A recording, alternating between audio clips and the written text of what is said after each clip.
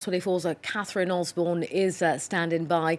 Catherine, just talk us through, if you will, the events leading up to the sacking of Roberto Alvim. This video was released only yesterday, and it was soon criticized widely for those similarities. These are word-for-word similarities from a speech from that propaganda minister. And soon afterward, the presidents of the Brazilian Senate and the Brazilian lower house of Congress, a Supreme Court justice, and the Brazil Bar Association all called for this secretary to step down.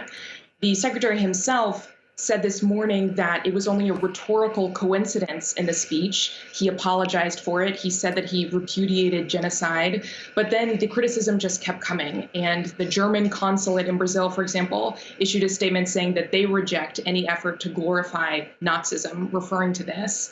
And then finally, the president indeed dismissed him today. I mean, presumably the average Brazilian has been pretty disappointed by this and not buying the claims that this is, as you say, a rhetorical coincidence.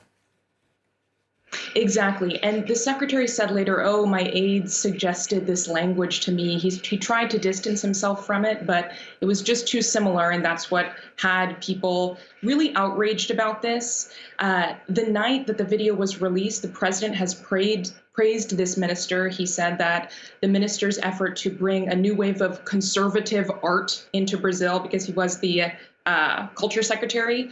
He said that this was a good thing for Brazil, praised the conservative future. And it was only today, after he finally fired the secretary, that the president tweeted this. And he said, before he said, we repudiate genocide and, we're in line with the Jewish community, he said that this was an unhappy announcement. And he pointed out that the secretary had already apologized.